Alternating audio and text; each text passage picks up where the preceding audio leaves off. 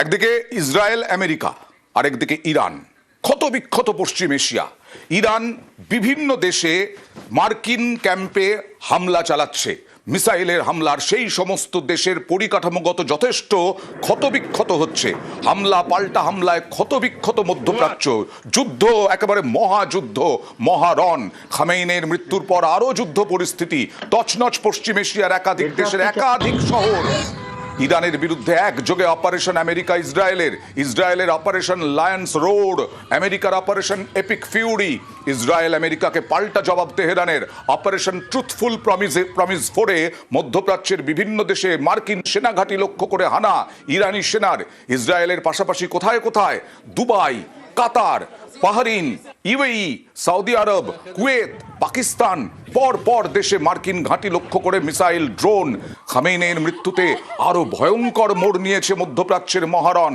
মধ্যপ্রাচ্যের অন্যান্য দেশ এখনো জল মাপলেও ইরানের হামলার নিন্দা চলছেই, আর পর পর মিসাইল জবাব দিচ্ছে আমেরিকা, ইসরায়েলও। যদিও ইসরায়েলও রক্তাক্ত হচ্ছে, তেল আবিবে একের পর এক হামলা চালাচ্ছে ইরান। দুপক্ষের হানা পাল্টা হানায় রক্তাক্ত এশিয়ার একাধিক দেশ। আজকেই জেরুজালেমে অ্যাটাক হয়েছে।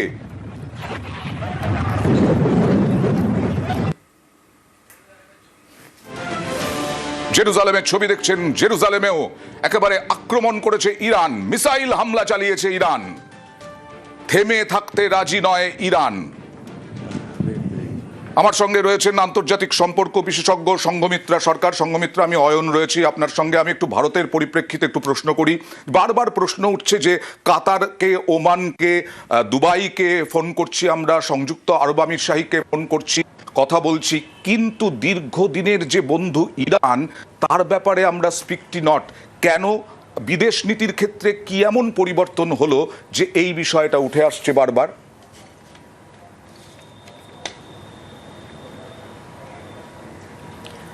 হ্যাঁ, আমরা এখনো পর্যন্ত ভারত সরকারের থেকে এই ধরনের কোনো বক্তব্য পাইনি, যে বক্তব্য থেকে আমরা দেখতে পাই যে ভারত এই ইরান এবং ইসরায়েলের মধ্যে যে দ্বন্দ্ব, সেই দ্বন্দ্বের মধ্যে নিরপেক্ষ ভূমিকা পালন করেছে।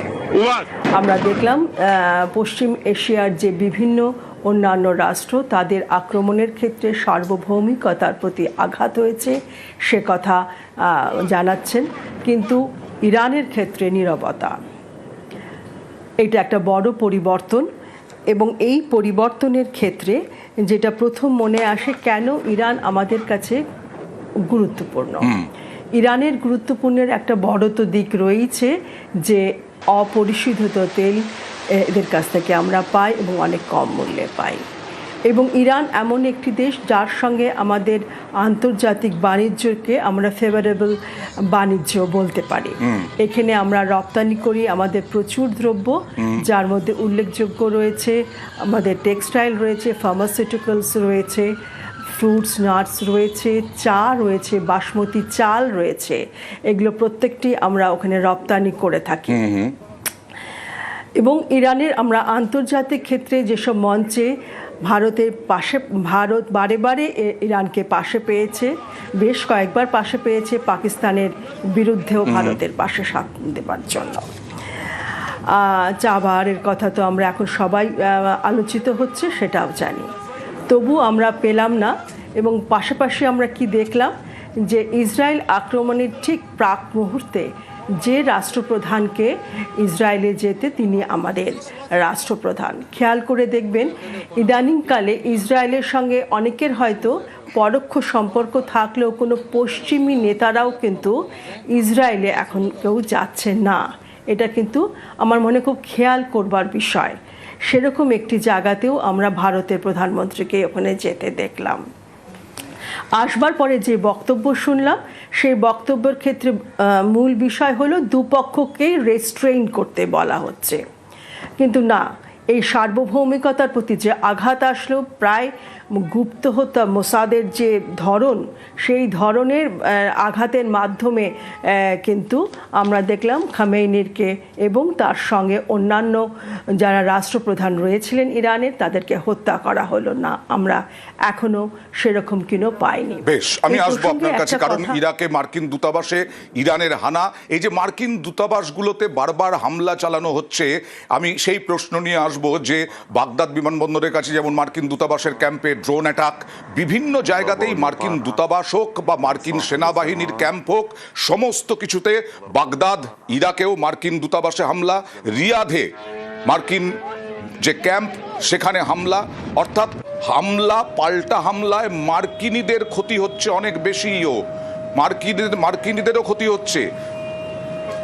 আমি একটু আরেকবার আপনার কাছে যেতে চাইবো যে ট্রাম্প, তিনি তো এমন মানসিকতার প্রেসিডেন্ট যে সবসময় জয় চান।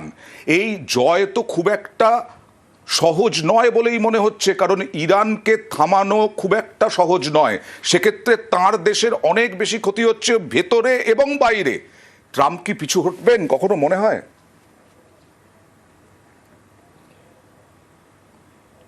না, দুটো জিনিস মনে, এই যে ইরান আক্রমণ, সেই আক্রমণের কিন্তু একটা মুখ্য উদ্দেশ্য ছিল পশ্চিম এশিয়াকে ইউনিপোলার করবার জন্য। দেখবেন যে দেশগুলোর নামগুলো আপনি বললেন, এগুলো প্রত্যেকটি কিন্তু মার্কিন যুক্তরাষ্ট্রের প্রতি সহানুভূতিশীল এবং মার্কিন যুক্তরাষ্ট্রের বিভিন্ন সামরিক বেস রয়েছে। অর্থাৎ পশ্চিম এশিয়াতে মার্কিনী যে বিস্তার, তার উল্টো দিকে দাঁড়িয়েছিল ইরান, এবং সেটাকে আঘাত করার মধ্যে দিয়ে সামগ্রিকভাবে ইউনিপোলার পশ্চিম এশিয়া গড়ে তুলবার একটা বড় উদ্দেশ্য। ওদিকে যার সমর্থনে রয়েছে ইসরায়েল। সুতরাং মার্কিন যুক্তরাষ্ট্রের এই আঘাত একেবারে পরিকল্পনাবিহীন আমার মনে হয়নি কখনো, কিন্তু সে তার কতখানি এই জয়ী হতে পারবে, এবং অনেক ক্ষেত্রেই মার্কিনীদের এই ক্ষেত্রে দেখা গেছে মার্কিন রাজনীতি তার পক্ষে কতটা থাকবে সেটা আমার পক্ষে বলা মুশকিল, কিন্তু বিভিন্ন বিরোধী স্বর কিন্তু মার্কিন রাজনীতিতে উঠে আসছে, এবং এই যে মৃতদেহগুলো ফিরে যাবে, কারণ মার্কিন সামরিক বাহিনীও কিন্তু অনেকে মারা যাচ্ছেন, যতটা ঘোষণা করছেন অনেকটা অঘোষিতও থেকে যাচ্ছে। এবং পাশাপাশি মনে রাখবেন, নেতানিয়াহু এমন একজন নেতা যার বিরুদ্ধে কারাপশন চার্জ চলছে তার নিজের দেশে, এবং উনি ওনার প্রেসিডেন্টের কাছে পার্ডন চেয়ে রয়েছেন, ওনার সামনে ইলেকশন, সব কিছু মিলিয়েই কিন্তু মার্কিন রাজনীতি। মার্কিন রাজনীতির ক্ষেত্রে জয় সহজ তো অবশ্যই নয়, হওয়ার কথাই নয়, কারণ মার্কিন প্রেসিডেন্ট সেটা বুঝেই কিন্তু গত পরশু রাত্রে যে প্রেস কনফারেন্স করলেন, সেখানে উনি কিন্তু সময়টা অনেকটা বাড়িয়েছেন, উনি প্রায় 4 সপ্তাহর কথা বলছেন, এবং সেখানে বলছেন মার্কিন সামরিক বাহিনীর ফিজিক্যাল প্রেজেন্সের কথাও বলছেন। সুতরাং ওনার এস্টিমেশনে যে খুব সহজ জয় বলে উনি এটা শুরু করেছেন এরকম আমার মনে হয়। একদম আবারও ইঙ্গিত দিয়েছেন এই ক্ষেত্রেও যে তেলের দাম নিয়ে তো চিন্তায়, ভারতও তো চিন্তার কপালে চিন্তার ভাঁজ। সেই তেলের দাম বাড়ছে, অপরিশোধিত তেলের দাম বাড়ছে, ভারতকেও নির্ভর করতে হয়। আজকে মার্কিন প্রেসিডেন্ট বলছেন স্বাভাবিক হলে পরে তেলের দাম যেরকম ছিল তার থেকেও আরো কম হবে। কি বলছেন দেখুন মার্কিন প্রেসিডেন্ট, তারপরে আসছে আপনার কাছে।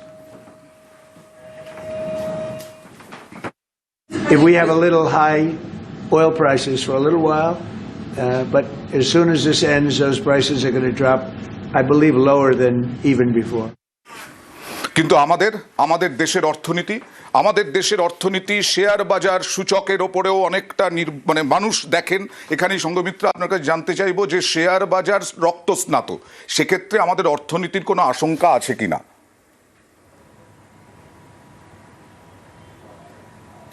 আশঙ্কা তো অবশ্যই রয়েছে। প্রথম হলো তেল। আমরা এর আগে রাশিয়ার কাছ থেকে অনেকটা নিতাম, ইদানিংকালে রাশিয়া থেকে যতটুকুন খবর পাওয়া যাচ্ছে সেই আমদানি কিন্তু কমিয়েছে। ওদিকে কিন্তু চীন কিন্তু রাশিয়ার থেকে তার যে তেল আমদানির বিষয়টা যেভাবে রেখেছিল সেভাবেই রয়েছে, এবং সেইটা চেষ্টা করলে সেটাকে বাড়াতেও পারবে। আমাদের কিন্তু সেই রাস্তাগুলো একটি একটি করে বন্ধ হয়ে এসছিল, এবং এক্ষেত্রে আমাদের বিরাট নির্ভরশীলতার জায়গা ছিল এই প্রণালীর মাধ্যমে যে তেলগুলো আমরা আমদানি করি, আর তেলের যোগান বন্ধ হওয়া, গ্যাসের যোগান বন্ধ হওয়া মানে সামগ্রিকভাবে আমাদের আভ্যন্তরীণ অর্থনীতির উপর প্রচণ্ড চাপ। একদিকে রপ্তানি বন্ধ হয়ে যাচ্ছে, বাসমতি চাল, আমি একটা অসমর্থিত সূত্রে জানতে পারলাম বাসমতি চাল অনেক আটকে গেছে, চা আটকে গেছে। সুতরাং আমাদের অর্থনীতির উপর প্রভাব তো ভয়ঙ্কর। বেশ, অনেক ধন্যবাদ আপনাকে। ক্ষতবিক্ষত পশ্চিম এশিয়া, কিন্তু কোন দিকে যেতে পারে ভারতের অর্থনীতি, তেলের দাম আর কত বাড়বে কিনা? কারণ গতকাল কেন্দ্রীয় পেট্রোলিয়াম মন্ত্রী তিনি জানিয়েছিলেন যে না, 25 দিন অপরিশোধিত তেল এবং শোধিত তেল দুটো তেলই 25 দিনের জন্য মজুত আছে।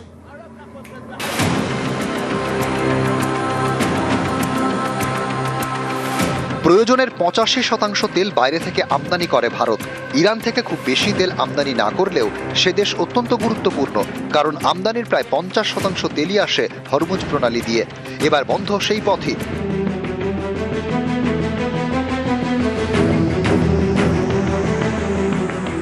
ইরান সেনার উপদেষ্টা সরদার ইব্রাহিম জব্বারির হুঁশিয়ারি, হরমুজ প্রণালী বন্ধ, কেউ পার হতে চাইলে ইরান সেনা জাহাজ ধ্বংস করে দেবে। এই অঞ্চলে ভুলেও না আসার হুঁশিয়ারি জব্বারির। পারস্য উপসাগরের মাত্র 33 কিলোমিটার চওড়া জলপথ হরমুজ প্রণালীকে বলা হয় বিশ্ব অর্থনীতির লাইফলাইন। এই পথ দিয়েই 50% তেল আমদানি করে ভারত। ইরান ইসরায়েলের যুদ্ধ শুরুর পর থেকেই হরমুজ নিয়ে আশঙ্কা তৈরি হয়েছিল।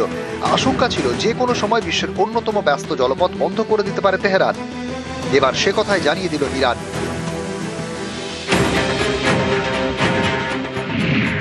সরকারি সূত্রে খবর, দেশে 25 দিনের অপরিশোধিত তেল মজুত রয়েছে। 25 দিনের চাহিদা পূরণের মতো শোধিত জ্বালানিও রয়েছে। ফলে কয়েকদিন হরমুজ বন্ধ থাকলে তেমন কোনো চিন্তা নেই। তবে পণ্য পরিবহনে জাহাজ ভাড়া ও বিমার খরচ বৃদ্ধি পাবে, ফলে চড়বে আমদানি খরচও। কিন্তু দীর্ঘদিন হরমুজ বন্ধ থাকলে ধাক্কা খাবে সিএনজি ও রান্নার গ্যাসের আমদানি। এক লাফে অনেকটা বৃদ্ধি পাবে দাম। হরমুজ প্রণালী দীর্ঘদিন বন্ধ থাকলে বিরাট ধাক্কা খাবে ভারতের অর্থনীতি। ভারত বাড়াতে পারে পেট্রোল ডিজেলের দাম, তরল প্রাকৃতিক গ্যাসের দাম, বিমানের টিকিটের ভাড়া। বড় ধাক্কা খেতে পারে শেয়ার বাজার। শুধু ভারত নয়, হরমুজের উপর নির্ভরশীল এশিয়ার অন্যান্য দেশও। হরমুজের উপর সবচেয়ে বেশি নির্ভরশীল চীন, তারপরে রয়েছে ভারত, দক্ষিণ কোরিয়া ও জাপান। প্রয়োজনের 80% অপরিশোধিত তেল ইরান থেকে কেনে চীন। চীনের সঙ্গে $400 বিলিয়ন চুক্তি রয়েছে ইরানের। ইরানের অর্থনীতি অনেকাংশে চীনের উপর নির্ভরশীল। সেই প্রভাব কাজে লাগিয়েই হরমুজ খুলে দিতে চাপ দিচ্ছে চীন। দেশে তেল মজুদ, সরকার আশ্বাস দিলেও চিন্তায় দেশবাসী। জ্বালানির দাম কি বাড়বে সেই চিন্তায় দিন কাটছে সাধারণ মানুষের। নিউজ 18 বাংলা।